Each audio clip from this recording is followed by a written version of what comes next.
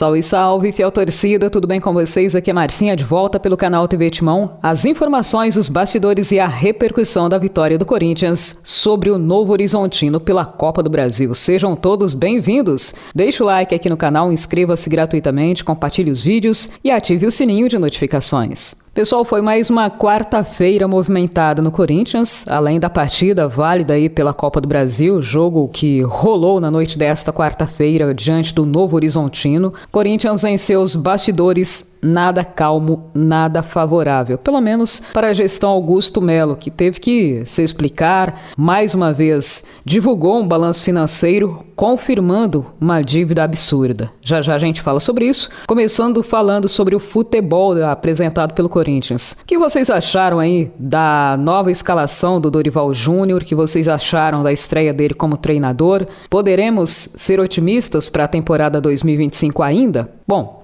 Dorival Júnior tem muitos problemas no Corinthians.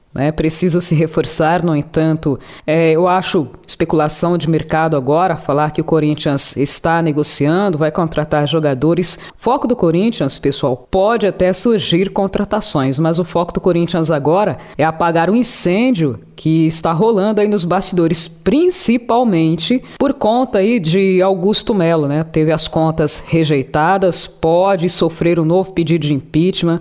O inquérito policial ainda não foi concluído, não foi relatado, ele inclusive pode ser responsabilizado criminalmente aí por várias situações e indícios que estão sendo apurados para saber se há ou não veracidade nos fatos que foram levantados no inquérito policial, que ainda está sob investigação policial.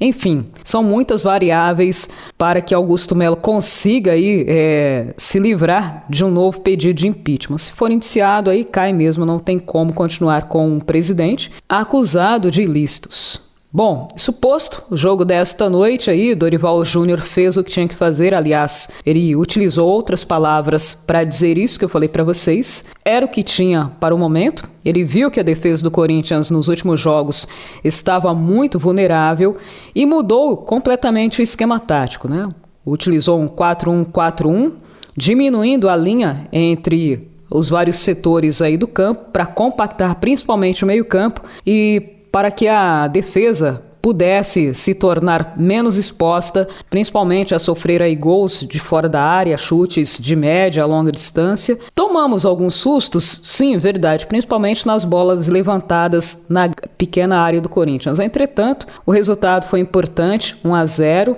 Dorival Júnior também explicou a escolha pelos jogadores que não estavam sendo aproveitados com tanta frequência. Aliás, toda vez que muda o treinador, os jogadores que estão meio que à margem da equipe principal retomam, ganham um gás diferente, no intuito que eles consigam despertar a atenção do treinador para ganhar um lugar na equipe principal ou no time titular. Um dos jogadores é Igor Coronado, ele reclamou publicamente algumas vezes da reserva. Entretanto, quando o Garro está em campo, os dois não vinham sendo utilizados juntos. Igor Coronado também ficou muito tempo entregue ao departamento médico, sofrendo com lesões e tudo mais. Havia expectativa nesse jogo que ele começasse como titular, uma porque o Garro está ainda lesionado, se recuperando de uma tendinopatia no joelho, outra porque ele já está apto a voltar a campo. Entretanto, não foi bem assim, esquentou o banco de reserva no tempo todo. O Dorival Júnior falou que conversou em particular com o jogador, falou que quer contar com ele para o restante da temporada sim, que ele tem muito a mostrar dentro de campo, mas é isso, ele precisa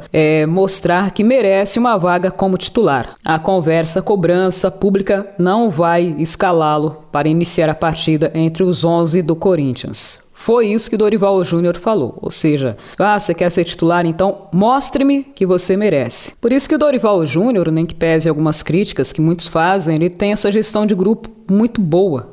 Os jogadores que realmente merecem, que mostram aí no dia a dia que estão pedindo passagens, têm vaga com o Dorival Júnior. Isso ajuda o grupo, principalmente a evoluir como conjunto, como equipe. As palavras do Dorival Júnior sobre Igor Coronado foram as seguintes, abre aspas, nós vamos dar tempo para que ele possa buscar o seu melhor e, acima de tudo, ter as oportunidades. E confio muito que ele possa, querendo. Da forma como ele me posicionou, que encontrará o melhor caminho. É um jogador que tem qualidades, não está aqui por acaso. Temos que aproveitá-lo sim e tirar o máximo de um atleta como esse, completou o treinador. Bom, sobre a escolha de uma equipe alternativa, Dorival Júnior, em coletiva de imprensa, explicou que, abre aspas, o que nós pensamos foi o sentido de termos uma equipe fisicamente inteira em campo. Percebemos o desgaste do fim de semana, alguns jogadores já tinham ali 6 ou 7 jogos em sequência. O Flamengo fez uma grande apresentação e naturalmente não se pode pagar o resultado. Acima de tudo, foi uma equipe que sentiu dificuldades e eu tinha que tomar algumas atitudes. O jogo seria veloz, precisava de vitalidade e entrega. Tivemos isso, a equipe que disputou, jogou, brigou pela bola, afirmou o treinador. Bom, sobre a escolha por Héctor Hernández no comando de ataque, Dorival Júnior falou que, abre aspas, é um jogador que pode nos entregar muito mais. Só ter um pouco mais de paciência. Estamos trabalhando para que todos estejam em sintonia, movimentando. Os nossos campeonatos são complicados e difíceis. Nem sempre vamos manter as equipes. É um aviso que já deixo aqui. A gente troca para que não aconteça o que vimos no jogo anterior. Precisamos de uma equipe com força e atitude. E isso você só consegue com algumas alterações, afirmou Dorival Júnior. Até o Thales Magno, que vinha ocupando o banco de reservas, entrou, deu passe aí para o Hernández fazer o único gol da partida. Corinthians 1, Novo Horizontino 0. Valeu pela vitória, ele fez o simples, mas fez aí até para garantir uma paz, né, para que o Corinthians possa trabalhar esses 2 dias e volte a campo no próximo sábado com mais tranquilidade para desempenhar um bom futebol e buscar novamente uma vitória.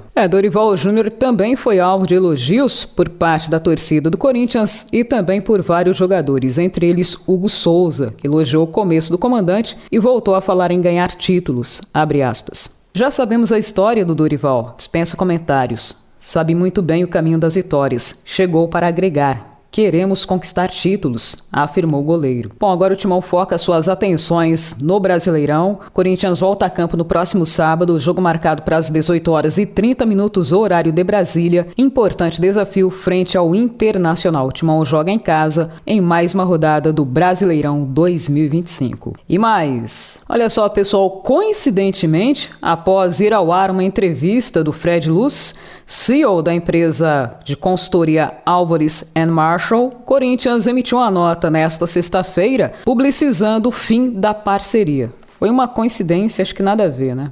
Enfim, estou sendo irônica. Pessoal, na tarde desta quarta-feira, o Corinthians anunciou o fim da parceria com a Álvares & Marshall, empresa que prestava consultoria ao clube desde julho do ano passado. De acordo com o clube, o fim da parceria se deu em comum acordo. E, apesar disso, foi publicizado no site Meu Timão que a empresa não via utilidade no dia a dia do clube, principalmente após a saída de Fred Luz no começo desse ano. A nota oficial do Corinthians foi a seguinte, abre aspas, o Esporte Clube Corinthians Paulista informa que, em comum acordo e no contexto de uma reestruturação interna com foco na otimização de custos, encerrou parceria com a consultoria Álvares & Marshall. Vale lembrar que o Fred Luz foi anunciado como CEO do Corinthians, mas na verdade atuava como consultor de decisões tomadas pela diretoria do clube. E em recente entrevista, ele que ficou conhecido, por elevar o Flamengo a um outro patamar em termos de arrecadação financeira, passando de milhões para bilhões. Tinha a expectativa disso acontecer também no Corinthians, mas, segundo Fred Luz afirmou numa entrevista, não deixaram ele trabalhar da maneira como ele fez, ou a exemplo do que fez no Flamengo. Ele falou que tinha muita dificuldade aí dentro do Corinthians, muitas divergências, muita gente querendo mandar, e ele ficou sem poder desempenhar o trabalho para o qual foi contratado. Por isso, saiu, mas ele falou que